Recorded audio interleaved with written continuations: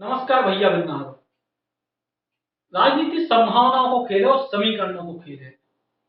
और कई बार जो संभावनाएं और समीकरण अगर मिल जाए तो अच्छे अच्छों की किस्मत चमक जाए, तो क्यों उनकी किस्मत निपट जाए। बुंदेलखंड में लोकसभा के टिकट के लाने भी जय कश्मकश चल रही है। एक एक करके अलग अलग लोकसभा में एक तरह की कश्मकश को हाल हम आपको बताएं। आज हम बात करें दमोह लोकसभा की, जिसे सीधे तौर पे कांग्रेस और भारतीय जनता पार्टी में दावेदारी को लेकर खूब जम के मची है। दमोह लोकसभा की भी बड़ी अजब सी कहानी है। कहानी ऐसी है कि की को टिकट मिले की को ना मिले है, जो एक दूसरे की पार्टियां तय करें। है ना गजब की बात।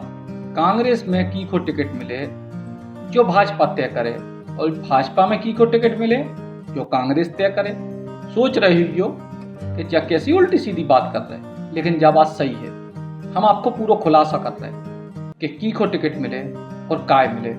दमोह लोकसभा इनमें कुल 8 विधानसभा आउती और 3 जिला आउत। दमोह जिला की दमोह, जबेरा, हटा और पथरिया विधानसभा, छतरपुर जिला की बड़ा मलहरा विधानसभा और सागर जिला की देवरी, बंडा और रहली विधानसभा। 3 जिला की कुल 8 विधानसभा सीटें मिलकर दमोह लोकसभा बना। और अब ई लोकसभा में कांग्रेस पार्टी से भारतीय जनता पार्टी से की को टिकट मिले, जो बड़ो सवाल है। सवाल इसे शुरू हो रहा क्या कि भारतीय जनता पार्टी से फिलहाल सांसद हैं प्रहलाद पटेल। भारतीय जनता पार्टी के कद्दावर नेता हैं, और भारतीय जनता पार्टी के कद्दावर नेता होने से इलाके के कछु बाकी कद्दावर नेताओं से उनकी पटरी नहीं खाऊ। सबको पतो गोपाल भार्गव से उनकी पटरी नहीं खाऊ, जो रहली के बड़े नेता हैं। जयंत मलैया से उनकी पटरी नहीं खाऊ, जो दमोह के बड़े नेता हैं। बाकी और भी फुटकर पंचायतें चलत रही। तो भैया, अगर वर्तमान सांसद प्रहलाद पटेल को टिकट मिल रही दमोह लोकसभा से भारतीय जनता पार्टी से, तो सीधे तौर पे कांग्रेस पार्टी से टिकट के बड़े दावेदार हो रहे रामकृष्ण कुसमरिया। रामकृष्ण कुसमरिया बाबा जी हाल में ही कांग्रेस में शामिल हुए, भारतीय जनता पार्टी के नेता रहे, और जो जातिगत समीकरण है वो आधार पे 2 भागन में बढ़ जा दमोह लोकसभा। वर्तमान के सांसद प्रहलाद पटेल लोधी समुदाय के हैं और रामकृष्ण कुसमरिया पटेल यानी कुर्मी समुदाय के। तो सीधे तौर पे जो मुकाबला आमने सामने को हो जाए।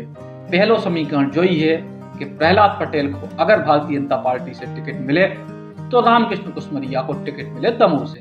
अब बात करें अगले समीकरण। अगला ऑप्शन ई बात को है कि प्रहलाद पटेल को अगर टिकट नहीं मिल रही, या फिर प्रहलाद पटेल की जो भारतीय जनता पार्टी में खिलाफत हो रही वो वजह से अगर प्रहलाद पटेल अपनी सीट शिफ्ट करत, जैसो कि प्रहलाद पटेल को इतिहास है कि भी एक ही बार चुनाव लड़ती के बाद आगे बढ़ जाता। तो अगर प्रहलाद पटेल की सीट कोनो भी तरीके से शिफ्ट हो रही, कोनो दूसरी जगह प्रहलाद पटेल जा रहे, तो यह जगह खाली हो रही। और अगर यह जगह खाली हो रही तो सीधे तौर पे दूसरे बड़े दावेदार के तौर पे दमोह लोकसभा से भारतीय जनता पार्टी से उभरे हैं अभिषेक दीपू भार्गव। अभिषेक भार्गव वर्तमान में जो नेता प्रतिपक्ष हैं गोपाल भार्गव उनके सुपुत्र हैं, और भारतीय जनता पार्टी के युवा नेता है, लंबे समय से दमोह में काम कर रहे हैं, अपनी सक्रियता बनाए हैं। अब अगर अभिषेक भार्गव को टिकट मिल रही भारतीय जनता पार्टी से, तो फिर कांग्रेस पार्टी से सीधे तौर पे कोनो लोधी व्यक्ति को टिकट मिले। काहे के जातिगत समीकरण में हर हाल में लोधी समुदाय से टिकट मिले। अगर भारतीय जनता पार्टी ने कोनो लोधी समुदाय के व्यक्ति को टिकट नहीं दी तो कांग्रेस पार्टी से तय मानो कि लोधी समुदाय को टिकट मिले। और जब लोधी समुदाय से टिकट मिले तो 3 नाम इटम सामने आ रहे। पहलो बड़ो नाम है सुरेंद्र सिंह लोधी को। आमतौर पर सुरेंद्र सिंह लोधी के नाम से कोनो बहुत ज्यादा दीवाले पुती ना मिले आपको दमोह में, लेकिन सीधे तौर पे सुरेंद्र सिंह लोधी हाल में दमोह जिला की राजनीति में या दमोह लोकसभा की राजनीति में चाणक्य बन के उभरे हैं। सुरेंद्र सिंह लोधी जो वर्तमान में प्रद्युम्न सिंह लोधी बड़ा मलहरा के विधायक हैं, और राहुल लोधी जो विधायक हैं दमोह के, इनके सगे रिश्तेदार हैं। और अंदर की कहानी क्या है कि बड़ा मलहरा से प्रद्युम्न लोधी, दमोह से राहुल लोधी और तरवल लोधी जो बंडा से कांग्रेस पार्टी से विधायक बने, तीनों की जीत में और इनके समीकरण बनाए में सुरेंद्र सिंह लोधी को बहुत बड़ा योगदान अंदरूनी तौर पे माने जाते। यही वजह से सुरेंद्र सिंह लोधी सीधे तौर पे दावेदार हो सकत कांग्रेस पार्टी से, अगर गैर लोधी प्रत्याशी सामने दिखाई दे भारतीय जनता पार्टी से। सुरेंद्र सिंह लोधी के अलावा अगर कांग्रेस पार्टी के विधायकों को चुनाव लड़ावे की कोई गाइडलाइन बनी तो राहुल लोधी भी जो वर्तमान दमोह के विधायक हैं उनको मौका मिल सकता। हालांकि इसकी संभावना बहुत कम है, लेकिन अगर राहुल लोधी को मौका नहीं मिले तो जया ठाकुर, शालिनी सिंह और भी तमाम ऐसे नाम हैं जिनमें लोधी समुदाय के प्रतिनिधित्व के तौर पे मौका जिनको सीधे तौर पे मिल सकता। अब तीसरा समीकरण, अगर प्रहलाद पटेल को भी टिकट नहीं मिली, अभिषेक भार्गव को भी टिकट नहीं मिली, तो भारतीय जनता पार्टी में कौन सा नाम आए? तो भारतीय जनता पार्टी में एक नाम शिवराज सिंह लोधी को है, जो पूर्व में थे के सांसद रहे।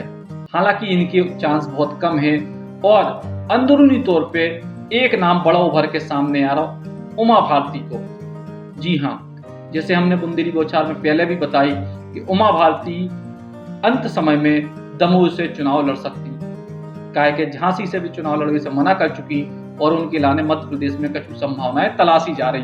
हालांकि जब कपोल कल्पित बात है, लेकिन अगर उमा भारती चुनाव लड़ती तो फिर सीधे तौर पे कौन भी कांग्रेस को बड़ो नेता या सीट जीतने की स्थिति में नहीं हुई है और ई वजह से एक मौका मिल सकत जीवन पटेल को। जी हाँ, जीवन पटेल कांग्रेस पार्टी के नेता हैं और रहली गड़ाकोटा इलाके में लंबे समय से सक्रिय हैं। जीवन पटेल उमा भारती के सामने चुनाव के मैदान में उतर सकत अगर उमा भारती को टिकट मिले। तो भैया सबसे बड़ी बात यह है कि जो भी दो पार्टियों के समीकरण हैं, चाहे भाजपा के चाहे कांग्रेस के प्रत्याशियों के, वे एक दूसरे के प्रत्याशियों को देख के अपने पत्ता खोलने के मूड में हैं। और जो ही सबसे बड़ी वजह है कि पार्टियों को अबे भी कहूँ ना कहूँ पसीना छूट रहा हो अपने प्रत्याशी चुनने में।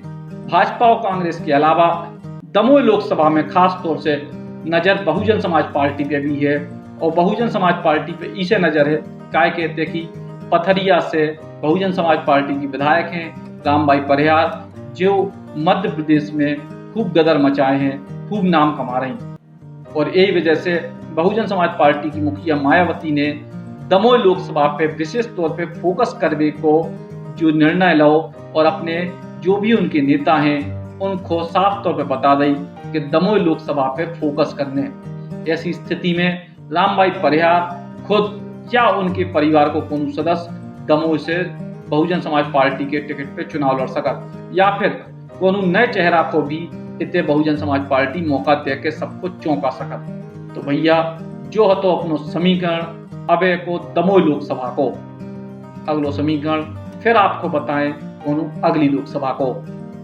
नमस्कार। सागरश्री संभाग का प्रथम NABH सुपर स्पेशलिटी हॉस्पिटल, जहां मिलेगी आपको एडवांस्ड मशीनरी, आधुनिक CT scan, digital x-ray, 1.5 tesla MRI machine, 24 घंटे आपातकालीन फार्मेसी सर्विसेज एवं एम्बुलेंस। सागरश्री में संभाग का पहला लेवल 1 ट्रॉमा सेंटर, संभाग का पहला मॉड्यूलर ऑपरेशन थिएटर, संभाग का पहला फिक्स कैथ लैब, आधुनिक शिशु इकाई। सागरश्री में अब सारे रोगों का एक ही छत के नीचे इलाज और आपके अपनों के लिए ढेर सारा समर्पण। आयुष्मान भारत योजना के अंतर्गत आने वाले सभी मरीजों का निशुल्क इलाज। सागरश्री, हमारा उद्देश्य आपका स्वास्थ्य, सदैव आपकी सेवा में तत्पर।